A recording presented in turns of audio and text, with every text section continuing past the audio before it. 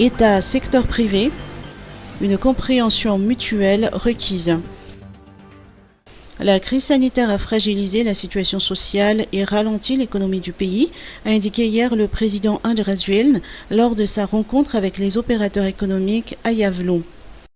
L'État a entendu les cris de détresse du peuple malagasy et à l'appel des opérateurs économiques. Nous comprenons la situation dans laquelle l'économie malagasy et ses opérateurs se trouvent actuellement.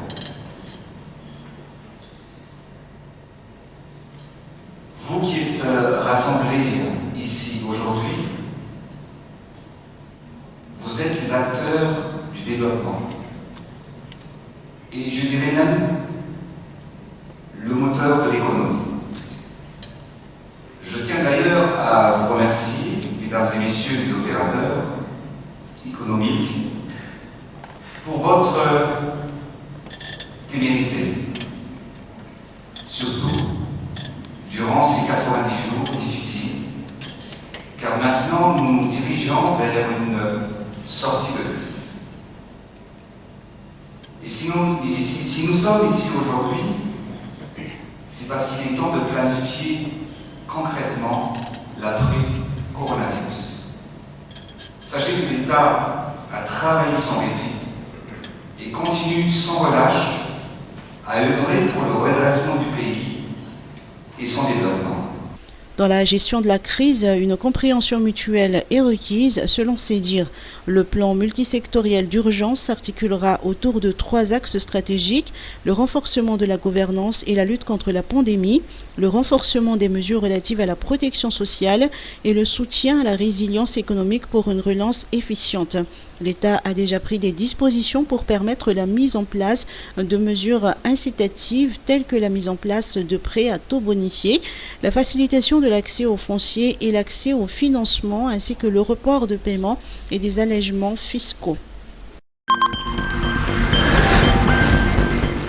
Rencontre État-secteur privé, les réactions du CIM. Pour le secteur de l'industrie, la crise sanitaire a entraîné une perte de 55% du chiffre d'affaires. Il y a eu une baisse de la production et de la vente. Le chômage partiel a atteint près de 45%. Assim Amirali, président du syndicat des industries de Madagascar, ne manque pas de louer l'initiative du président Andrés Juéln d'avoir organisé la rencontre avec les acteurs du secteur privé. Le CIM est-il satisfait? Répondre à cette question, je dirais qu'il y a 3 étapes. La première, c'est un peu dans le diagnostic de la situation qui prévaut aujourd'hui dans le pays. Et je pense qu'on est sur la même longueur d'onde. Le constat est pareil. Et voilà donc le premier point sur lequel je dirais qu'il y a quand même une très bonne satisfaction.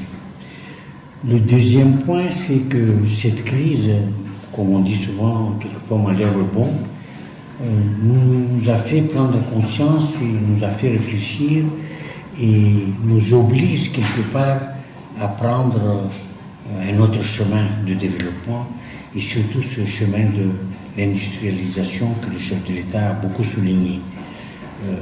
Comment ne pas être satisfait quand nous constatons que nous, dans le secteur privé, surtout le secteur industriel,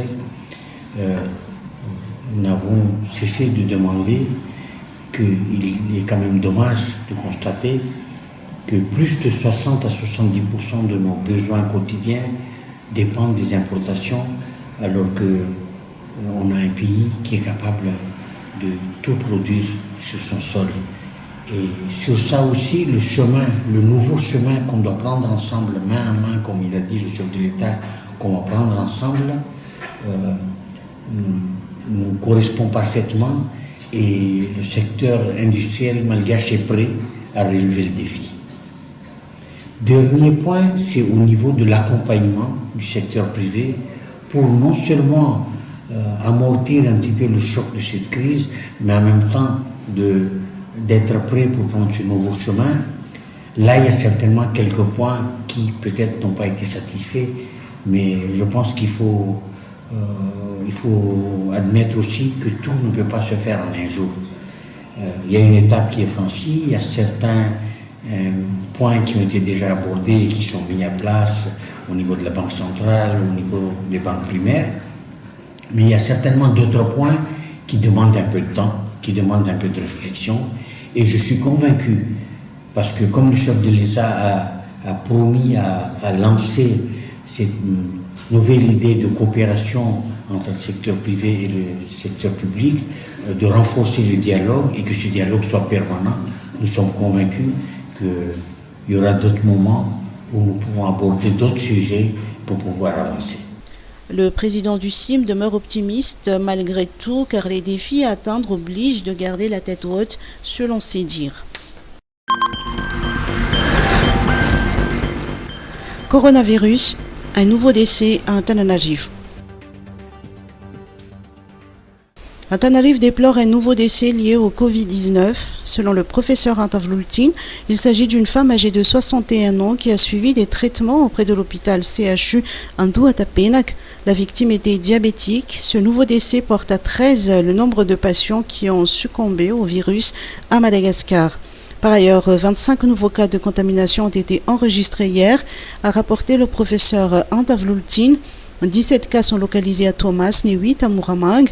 Ces tests ont été réalisés à l'Institut Pasteur de Madagascar et auprès du laboratoire de la GRA en Peflour. À ce jour, Madagascar compte 1403 personnes infectées par le virus, dont 928 sont toujours en cours de traitement. Hier, 13 patients ont recouvert la santé, portant à 463 le nombre de personnes guéries. Nous sommes toujours en pleine lutte contre le coronavirus, nous déplorons des morts et chaque jour nous enregistrons de nouvelles contaminations, mais nos malades guérissent également. Nous devrons garder espoir et continuer à respecter les gestes barrières, a souligné le professeur Antavloultin. Police nationale. Distribution de 24 552 masques de protection. Tout manquement au port de masque implique une peine de travaux d'intérêt général. Depuis l'application de cette mesure destinée à lutter contre la propagation du Covid-19, la police nationale a interpellé des milliers de personnes qui étaient sorties sans masque de protection, a annoncé le contrôleur général de police Danimarus Rakutzanen, directeur général de la police nationale, lors d'une conférence de presse. Aussi, la police nationale a distribué 24 552 masques de protection. Les contrevenants ont exécuté des travaux d'intérêt général comme l'assainissement des voies et des places publiques ou le nettoyage des toilettes publiques. Cette mesure vise à inciter les citoyens à respecter les mesures de barrière contre le coronavirus.